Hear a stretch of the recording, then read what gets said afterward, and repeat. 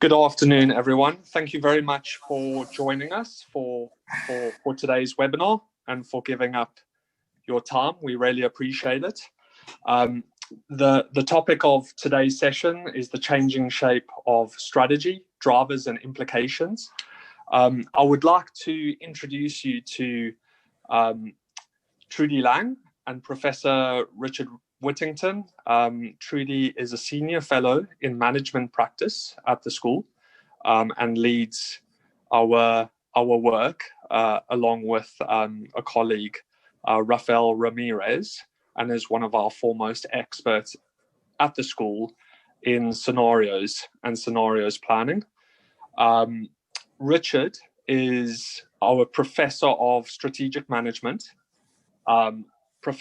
Professor Whittington is an expert in the field of strategy as a practice, has written a number of books focusing on the vital area of strategy.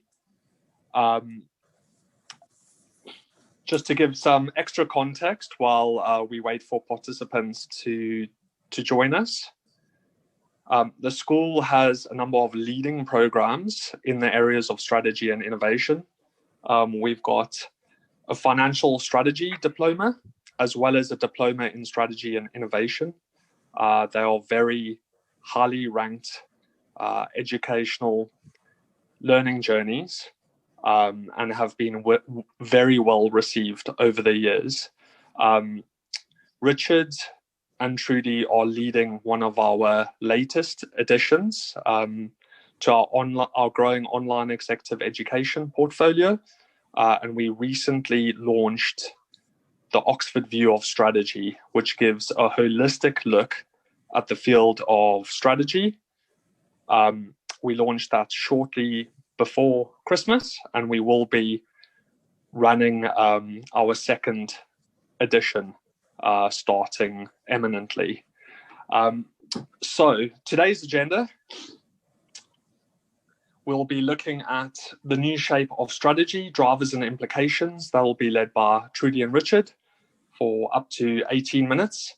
We'll then subsequently have a question and answers session. Please may you submit your questions via the chat function, if possible. I know there is a Q&A function in Zoom, but we'd really appreciate it if you could put it in the chat. We'll then be speaking about our community of learners, specifically with a view to the Oxford View of Strategy. This will be headed up by Ahmed Sujar, our head tutor. We will then discuss, we'll speak in a little bit more detail about online executive education, our portfolio, and also the Oxford View of Strategy program.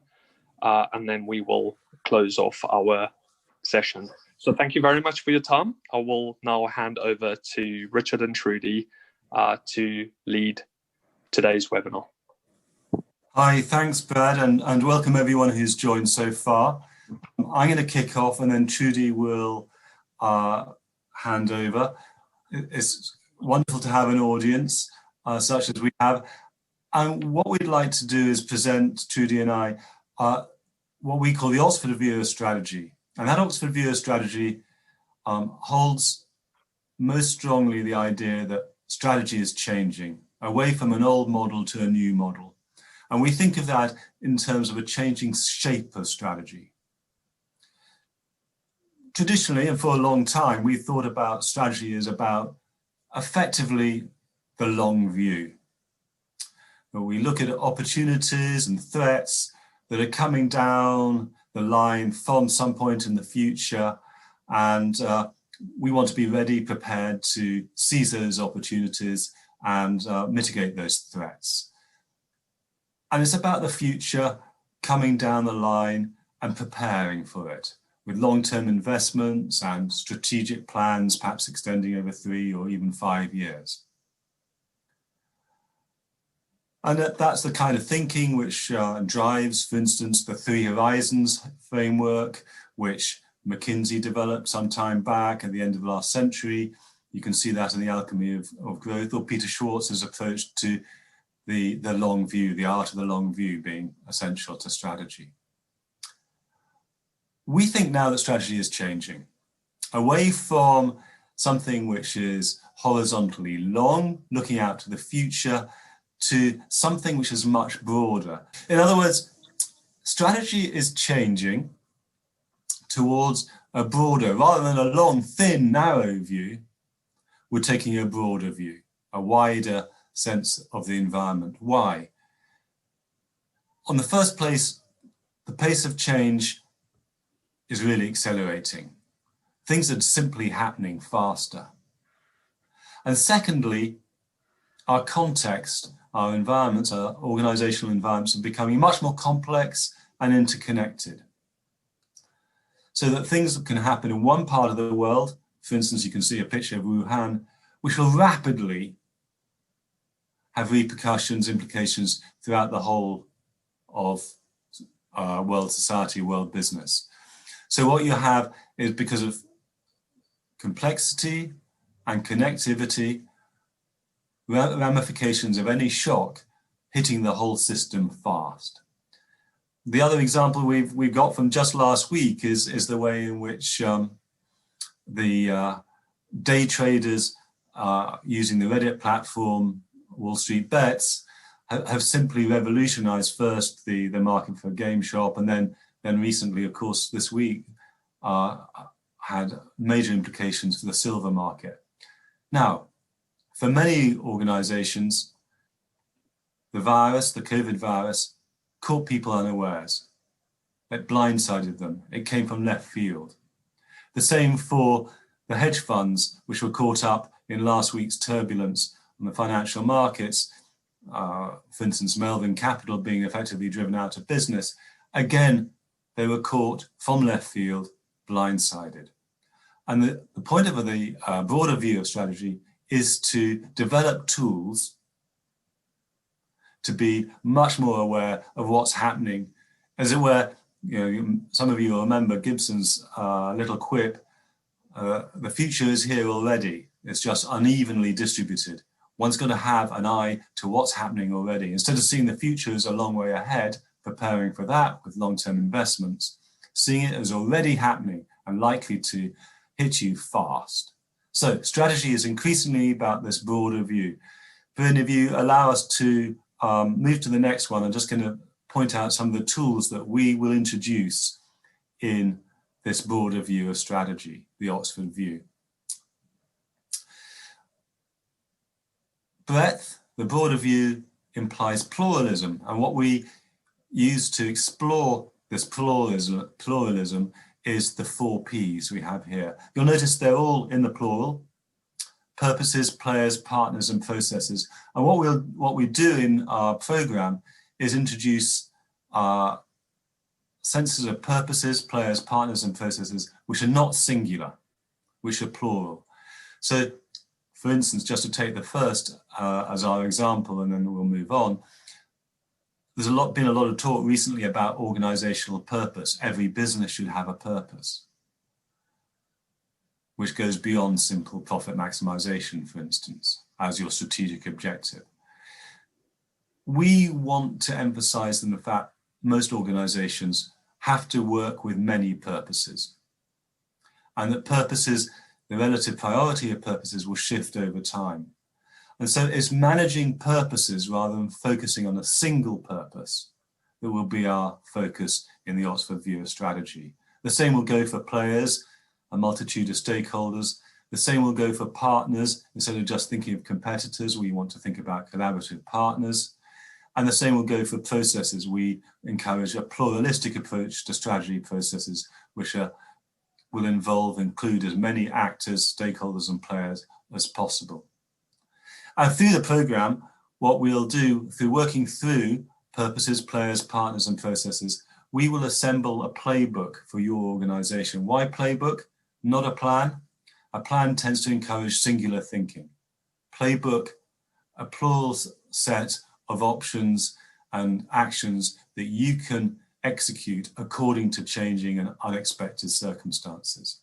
So the output of the Oxford View of Strategy program is a playbook which will be adapted for, designed for your organization and its purposes, players, partners, and processes.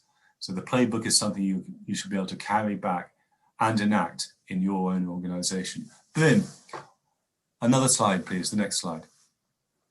So in the Oxford View of Strategy, what we emphasize is plurality, and that comes from this broad view that we take. And what you'll see as you engage with the program is contributions, academic contributions from the Oxford Strategy Group, and you see the figures there. You can see Trudi at the middle and me on the side. From that large group of academics who work in the Saïd Business School, each research experts, leaders in research in their particular parts of the discipline. And you also get contributions from practitioners. And as you can see, one of the things we try to emphasize is a plurality of perspectives from all parts of the world. So the Oxford View of Strategy is a broad one, and it emphasizes plurality. And with that, I think I'm going to hand over to Trudi, who will explore one of the approaches we develop in the Oxford View of Strategy program to explore breadth in particular. Welcome to everyone. So this is, as Richard is saying, the Oxford View of Strategy, and particularly here I'll be talking about the Oxford View of Scenarios and how it operationalizes this breadth of thinking and this changing shape of strategy.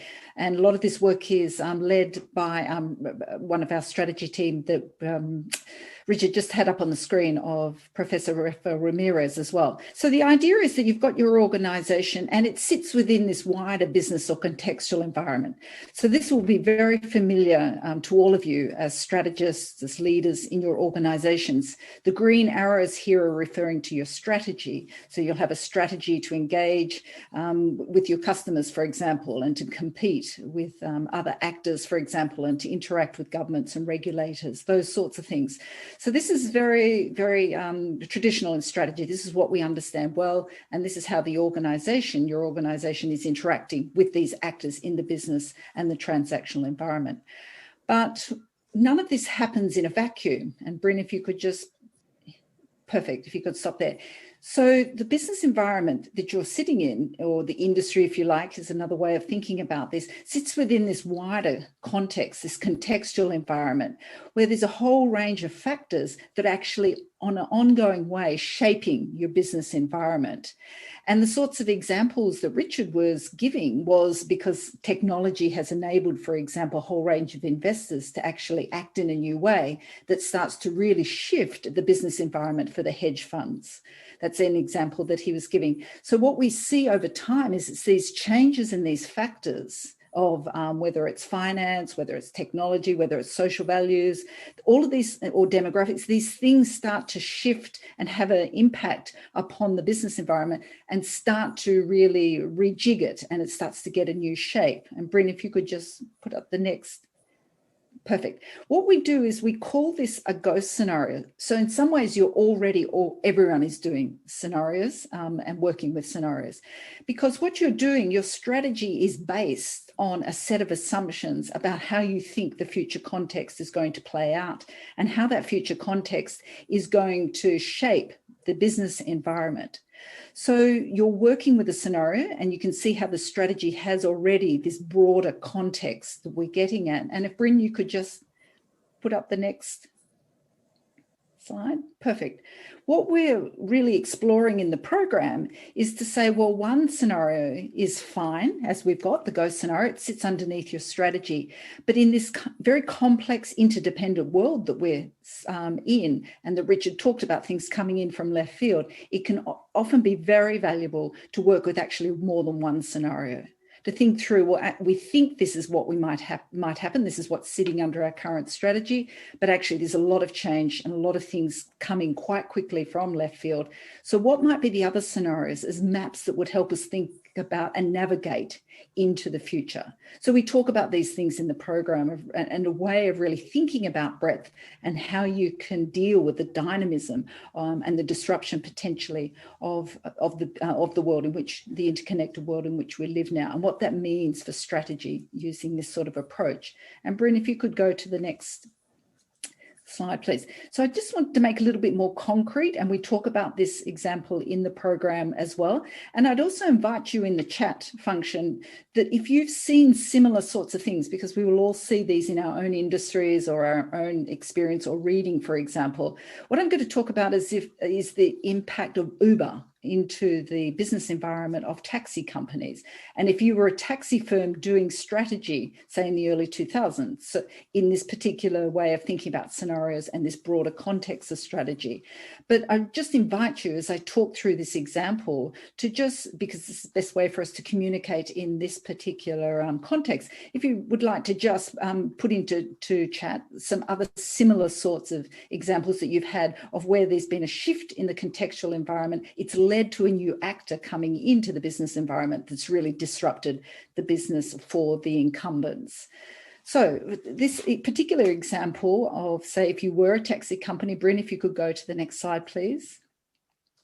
And this is the taxi company in the middle here of the business environment. And you were thinking about, well, what's our strategy? You're doing your strategic planning process and thinking about what's our strategy going to be for the next 3 to 5 years, for example. And so what you'd be doing is you'd be wanting to understand, as we all do, what's happening with suppliers, what do we think is happening, competitors, what do we see as the demand from customers, for example. But from this approach, a broader approach, you'd start to be thinking about also, well, you know, what sort of technologies are really being developed that could shift and shape the way in which the taxi industry operates, if you like. So there might be apps, or there might be other ways in which technology is really going to impact upon the taxi industry. Then you might look at social values and think, well, is there something changing about the way people want to move, or mobility, for example? Patterns of work, are there shifts in patterns of work? Are people working differently? And how will that impact our particular industry? And then are there changes in regulations? And so what I'm getting at is that there were these 4 changes, and this is why having this breadth of view is really useful, because you can start to see how all these things actually, once they start to come together, can really be very disruptive. So the taxi company could have thought about, well, actually we're starting to see new technologies, new apps, for example, enabling people to easily communicate. And this took off really once smartphones came out. But there's also been a shift in social values. The idea that people are happy to get into strangers' cars is very different from previously. Patterns of work, really the way in which becoming much more informal, the labour economy, so people could do more than 2 jobs, and with a lot more flexibility. And there's quite then a regulatory lag around taxi companies in the industry and mobility, for example. So these 4 things came together. And if you could put the next slide up, please, Bryn. What the taxi company could have been thought about, what is to think this very top other scenario up here is, well, actually, there could be a scenario in the future whereby all of these things come together, they start to really disrupt the business environment. We get a new entrant that is built on these new developments, and that starts to really shift the nature of our environment. And so what working with these other scenarios, in just this case of potentially an Uber type of change to the industry, is to just think, well, what would we do if? Like, would we start now to think about going and investing in some of this new technology to give us the option, if you like, that if this really takes off, we can actually be at the forefront of it? So what you're doing is providing yourself with some other maps to navigate and to make sense of the potential changes from this much broader environment that helps deal with the disruption and helps anticipate, and is an effective way of really just being able to navigate through these changes. And one more, if you could put it up, Bryn. So what we're really doing with the program and what we're doing here is not planning for the long view. What we're focused on is really reframing, because everyone is framing the future all of the time in strategy. That's just the notion of the ghost scenario. There's a set of assumptions about how we think the future is going to unfold. That sits under your strategy, or it sits under a key decision that you're making. And what we're doing here is saying, well, given the complexity and the change in the world and potential disruptions, there's actually some equally plausible ways in which the future could unfold. There are scenarios. And how does thinking about those scenarios, building those scenarios, understanding those scenarios, how does it help us reframe the future? And how does that open up then all sorts of opportunities, insights, and options that we hadn't thought about previously because we were working just with one map?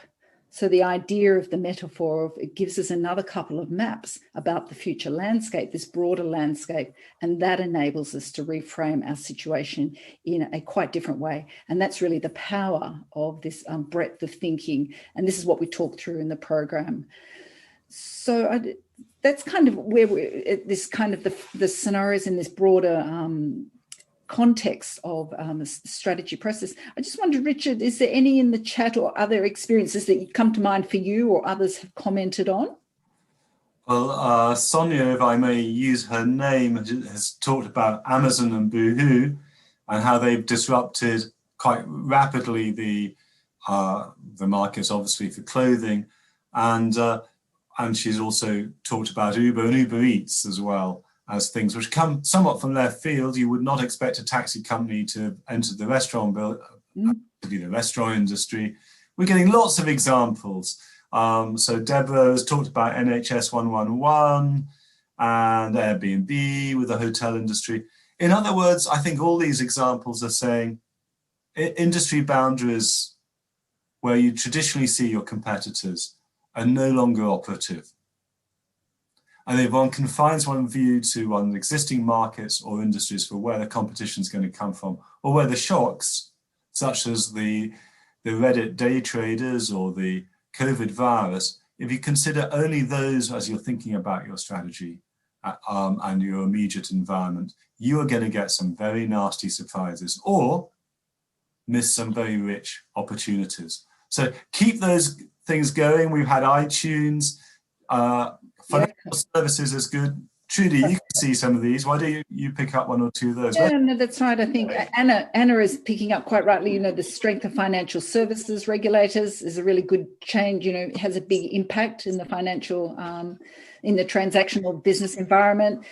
Deborah talking also about COVID. Yeah, we're all experiencing that super live as well. And COVID is a very good example. The pandemic is a very good example of introducing us to exponential growth. So we talk about shocks here, and I think a big contributor to shocks is because the impact is exponential. So psychologists talk about humans are much more comfortable with linear change. We tend to think change happens in a linear kind of way. But Moore's law and other things such as the pandemic are actually examples of exponential change. And that's where I think you really get shocks and things coming in from left field. So I think that's also that the pandemic has really shown us and teaching us in a way to be much more attuned to actually change happening exponentially rather than just in a linear way. I've got a good question, Trudi, if that helps. From Joanna, are many companies you work with more open to understanding scenario planning in regards to strategy? So rather than just applying thinking of it as a contingency or applying future thinking only from a tactical point of view? Yeah. Hi, Joanna. My experience is that once people understand the ghost scenario, that already there's a set of assumptions sitting underneath a strategy. It is already in the strategy, if you like. It's often a reason for why the strategy is the shape it is, or it takes the form it is. And once people understand actually it's not a contingency, it's actually the basis of what we're doing, then having a couple of other scenarios as a way of just really thinking through that ghost scenario and thinking through from a map perspective, how are other ways that we can navigate the landscape and reframe the landscape. That is my experience for how it shifts rather than just seeing scenarios as contingencies. They're actually core to the way in which strategy is done. Now, Richard, did you want to add something there? Because you have... So I've got a question here from Scott, which is actually to you, Trudi, so I'm passing the buck to you. So Scott Seeley says, I'm in a startup that combines telecommunications and traditional traffic devices for autonomous vehicle development. So I guess from the other scenarios, do you address strategy from that aspect? So I'm not absolutely sure what the other scenarios might be, but I guess he's probably suggesting that as well as the phones, this telecoms is part of the other scenarios. And maybe you can talk about technology in general as a source of shocks from that contextual environment. Yeah, I mean, be another case. Sure, thanks, Richard, and thanks, Scott, for the question. Yeah, and so what I think the other scenarios do. You're as a startup, you've got a scenario about what you think the future is going, how it's going to unfold, and your startup is a response to that future, if you like. It could be interesting to think about, well, what are some other scenarios about how the future landscape could unfold that our startup could equally address, if you like. So it would give you another way of framing the opportunities of your startup.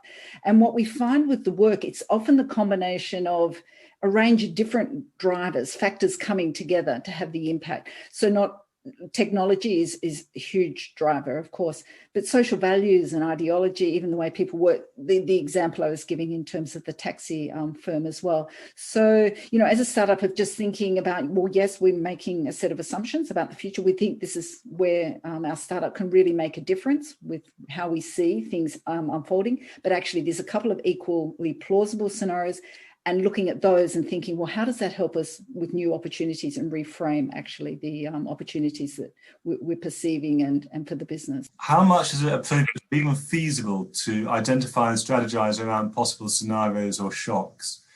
How much should the strategy be to be as agile, fleet of foot and opportunistic as you can be, basically? That was the question, Janet. It's a good question. And it seems to me to touch on the essential element of the Oxford Viewer strategy, is we're not planning, but we're assembling playbooks.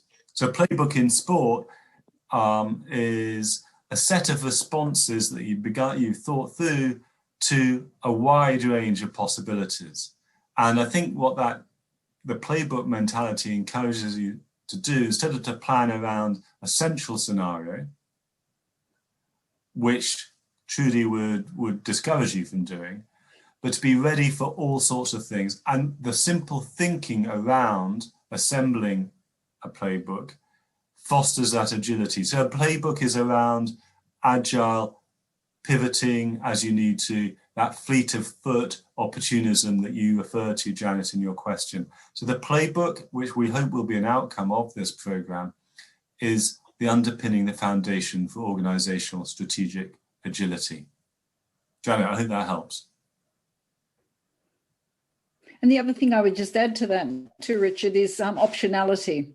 So how can you build options for each of these scenarios that are kind of low key, low cost, because we don't know really how things are going to necessarily unfold, but enable you to get out of that option if it's not needed. So you can easily resell, for example, if you buy something that's low cost, but you can get out, but it gives you the option of ramping up should you need it. So optionality would be another, and it's another thing we talk about in the program as part of strategic agility as well. Should I take this question here? I think one, Carla, so you're asking any special software for modeling scenarios.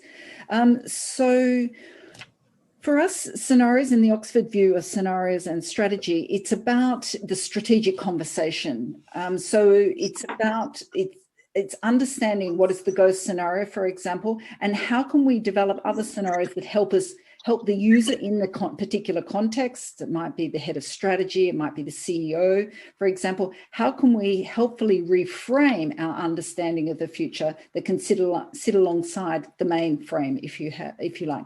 So we're not so much modeling all sorts of scenarios, we're just having these strategic conversations to think about, well, let's just be very clear about the way that we're framing the future and framing the context. And are there other ways that actually we could reframe the future? And what does that help us think about in terms of opportunities? So we're not so much modeling or using software, but we're just thinking who's really the key user here, who's framing the future for our company and the strategy, so the senior management team, and how might we reframe it so that we can see some things that maybe we hadn't previously seen. Here's a question from Daniel, which I think is very important, and I think Trudi may be able to help with. So Daniel here has said he's taken the scenario planning course. Amazing, by the way. Well, that's a nice endorsement. Thank you. That's Trudi and Raphael particularly.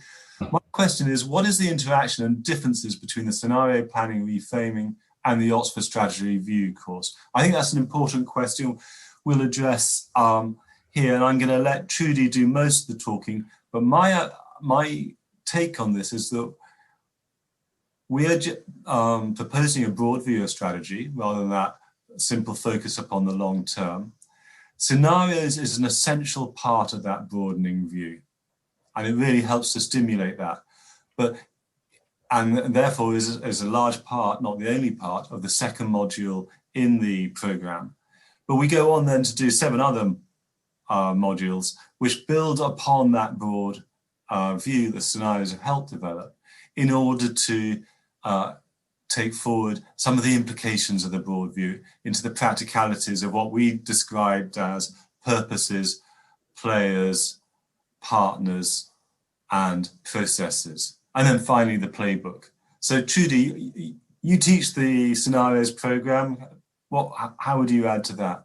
Yeah, no, I think it's a great question. So the scenarios is a way of thinking. It's a core part of the program. And then what we're going on to do, as Richard was saying, is to say, well, purposes are plural, for example. So how would you think about your organization's purpose in the future, of which you might think in terms of scenarios? Well, currently, this is the sorts of purposes the organization has, but what might be the new purposes in the future of using this, the idea of other scenarios? We talk about also partnerships a lot in the program as well. So the idea here in this business environment is, well, how would you start to collaborate with other particular actors in each of the scenarios? What new partnerships would you need, for example? We talk about strategy processes. How would we broaden it out, for example? And the scenarios process is very broad, but even beyond that into strategy. And we talk about players as well. So what new players would come out from the scenarios? So the scenarios is in the Oxford view of strategy program. We talk about the scenarios as the basis to which we would think about the 4 Ps, for example, and the plurality of the 4 Ps. But we don't go into so much depth in terms of building the scenarios, which is the Oxford Scenarios program is about.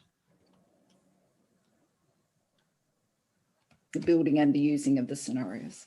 Thank you, Ahmed, for joining us today. Ahmed is the head tutor of our Oxford View of Strategy program, and you'll be discussing our community of learners, specifically with a view to his and our participants' experience on our first inaugural program.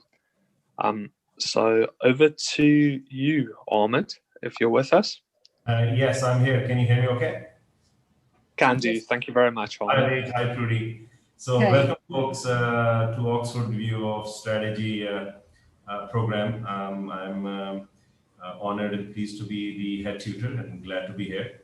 From the community of learners perspective, it has been with all the participants who participated and joined the program and collaborated over our unique platform that allows smooth flow of discussions and exchange of ideas, and it made the overall experience of our learners just tremendous. It's so powerful to see so many participants from a vast variety of backgrounds and different industries to come together and talk about strategy and talk about how this program enabled them to truly go back and take valuable insights and knowledge to their respective organizations and drive their respective strategies. And in fact, to a point that many of them asked for, hey, what's the next step? Is there a continuation of what we have learned here? So as a head tutor, it was a great honor to be interacting with a vast variety of individuals, and myself, my background also being from strategy management, it was a tremendous group of individuals and just a great experience. So I'm hoping to see some of you in our future presentation, and in the meantime, thank you very much for joining. Bradford, over to you. So our online executive education portfolio, we launched our first online executive education program, our Oxford FinTech program, in October 2017, and we've partnered with 2U Get Smarter these past few years. To date, we've reached over 20,000 professionals from 172 countries. Just to put that in context, we, as a partnership, have delivered more successful program certificates than Amazon reaches in terms of the totality of countries. So we are very fortunate through this valuable partnership to extend and disseminate our research to professionals across the world. Next slide, please, Bryn. Next slide, please. So I guess it's quite helpful to go into a little bit more detail in terms of what we offer. So our programs are typically 6 to 8 weeks in length. They are an investment of time. The Oxford participant profile, in terms of the types of learners we attract, across our 20,000 participants, they typically 40 years of age, but they do tend to range from 35 to 55 on average. The majority have, or over 90% have bachelor's degrees. The majority have, or at least half, have master's degrees, sometimes an MBA and an MSc mixed in and amongst that statistic. We attract learners from all parts of the world, across the public, private, and third sectors. So, and the majority of participants have 15 plus years of experience. So we convene a very experienced, educated audience to take a strategic look at ongoing challenges and opportunities in their organizational and sectoral environments. And typically how we tend to work with both individuals and organizations is, from an organizational point of view, our programs help provide a useful link between executive development and organizational development, but linking it directly to an organization's strategic objections and future plans. Next slide, please. So we offer a plethora of benefits to both individuals as well as organizations. Trudi and Richard have touched on a number of those today. Our online model provides a very scalable model in terms of we have often teams focused on strategy or innovation within their organizations, those responsible for defining their organization strategy, especially in this time, responding to a very turbulent, COVID-stricken external environment. We provide an opportunity for organizations of all shapes and sizes to have very informed discussions in a very globalized context. Next slide, please.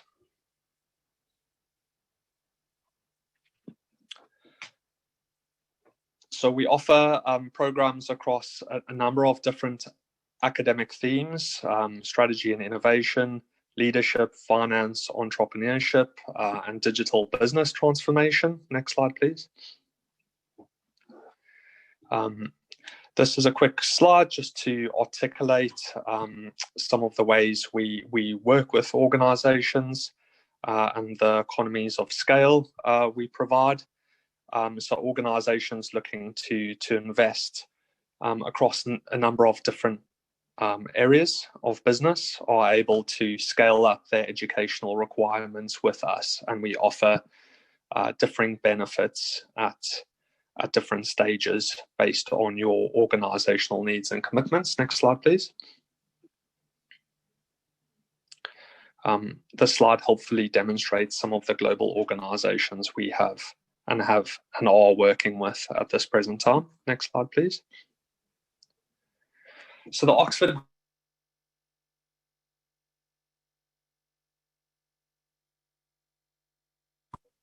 So one of the reasons Trudi and Richard helpfully convened this program was to give a very holistic look at strategy within both the school and university, and to represent its totality. We have a number of world-leading faculty in this very critical area. And one of the high-level goals for us was to ensure that this multiplicity of very experienced and educational perspectives were put into a comprehensive education experience and journey. So it's 7 weeks. As I mentioned earlier, it is an investment of time. Our programs, just to give you a little bit more context, are we invest significantly in our online programs. So as Richard touched on earlier, we have upwards of 10 to 15 different faculty from the school, and as many global experts drawn from different sectors to give different contextual perspectives. And we focus on strategy as a practice.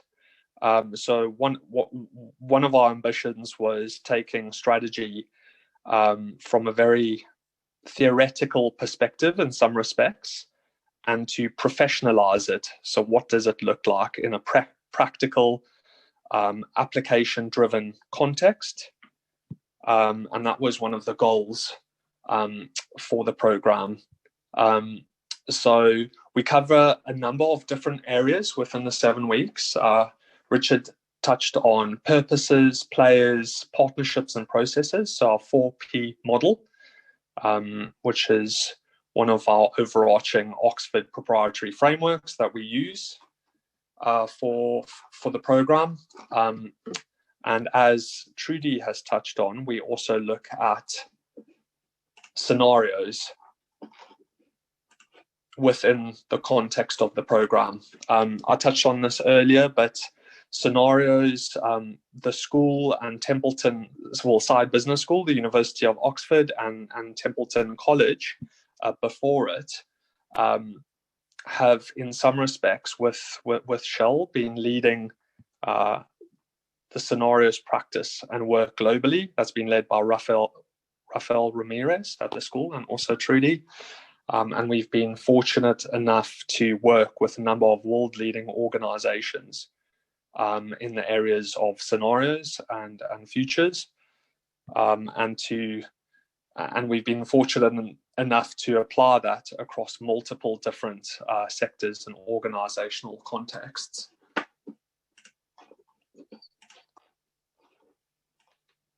So over the 7 weeks, we'll be unlocking strategy. So what is the Oxford view? And we've gone into some of that in a bit of depth in today's webinar. We'll be covering scenarios and futures, so addressing fluid, dynamic, and changing environments. We'll be covering purposeful strategy. So how do you make strategy purposeful? And looking at key stakeholders within that process and how they are accommodated. We'll be engaging different types of actors and players, both internally and externally to an organization's context, and developing strategy statements that count. We'll also be looking at how important it is to build partnerships. So when, as a strategy professional, or as an organization, or as an organization leader or a senior leader, when is it appropriate to collaborate, and when is it appropriate to compete in today's environment. We'll be then looking at broadening strategic processes and learning about designing new strategic processes. And then finally, we will be bringing it all together in Module 7 or Week 7, looking at strategy as a practice and how do you assemble your strategy playbook and how do you contextualize that back to your own specific organizational context. So we wanted to make the program very pragmatic, practical, and applicable, irrespective of the professional's individual context. So it's probably helpful to uncover a little bit more about how we work specifically with organizations across our portfolio.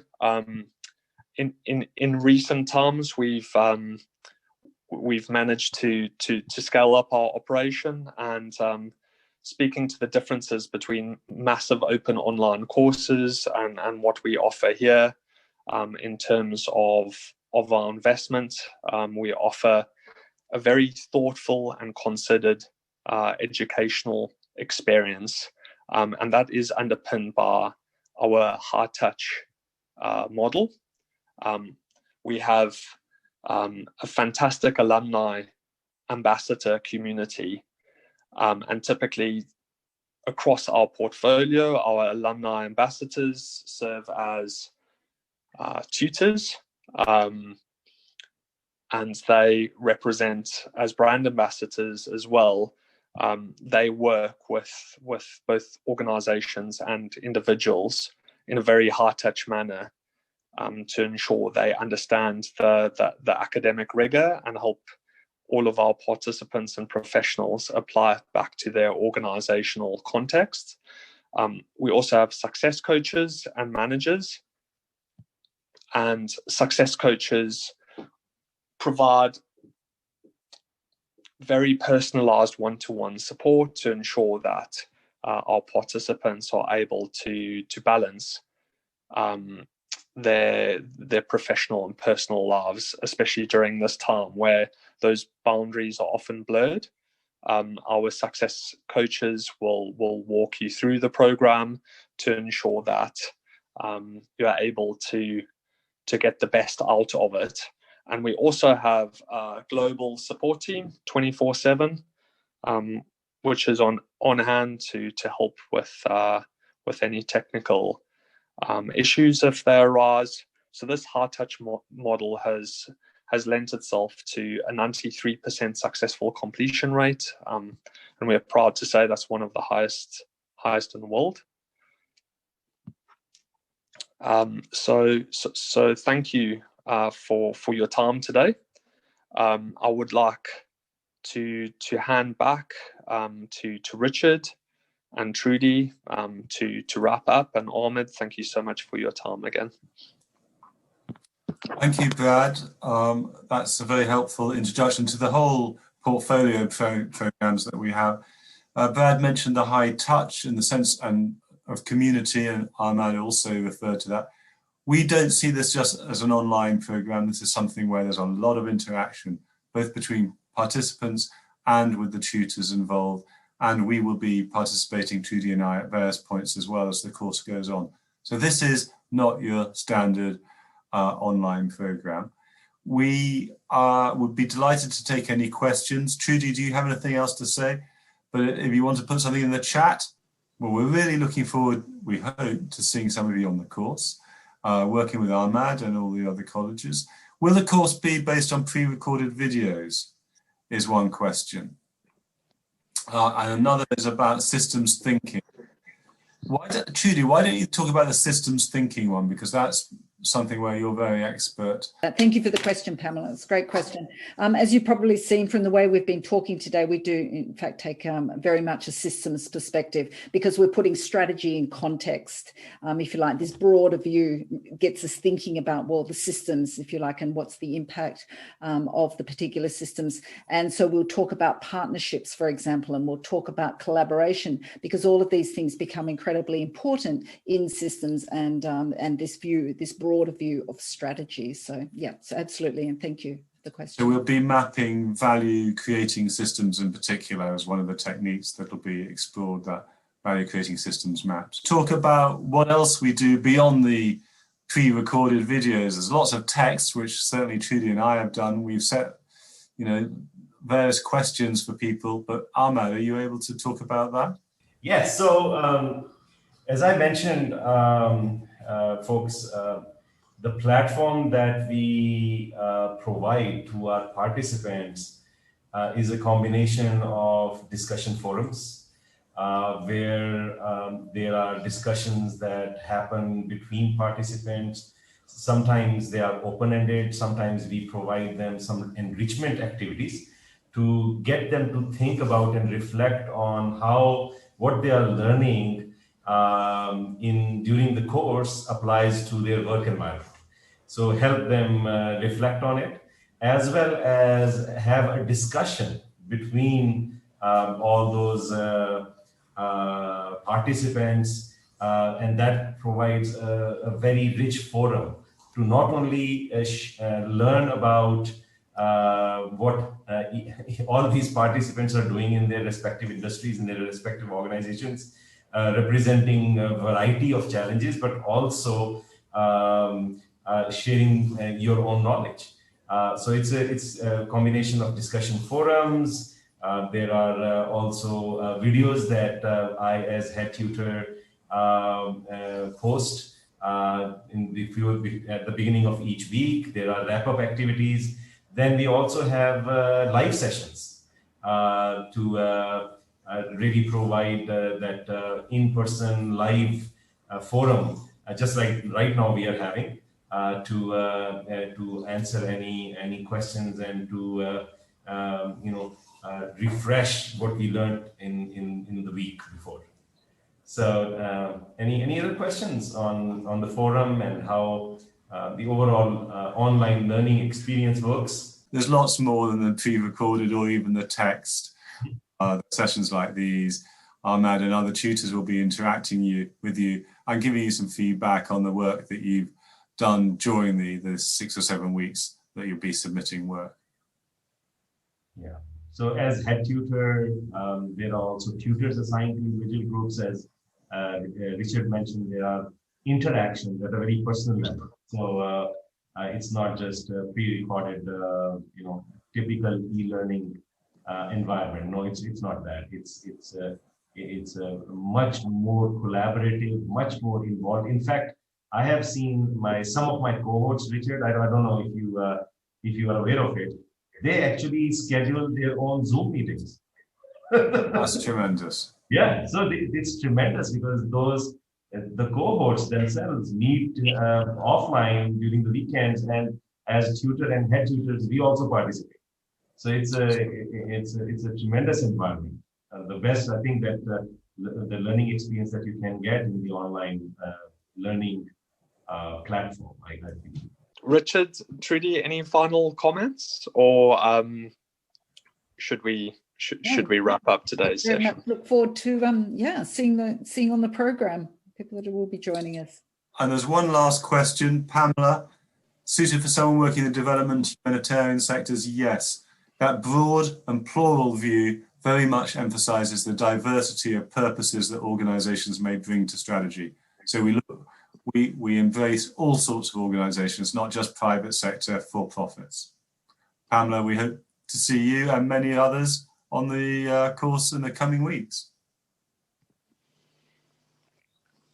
Thanks, Richard. Thank you very much. So thank you very much for your time on today's webinar. We really appreciate you giving up an hour of your time. Thank you very much to Trudi and Richard for leading today.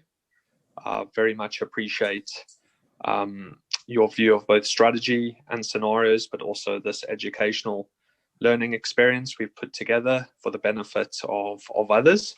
Armin, thank you very much for your contribution today.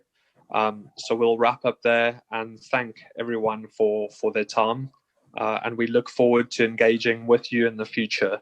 We will be sending a post-webinar follow-up in the next week or so to ensure that today's session is captured with the respective slides. So thank you very much for your time.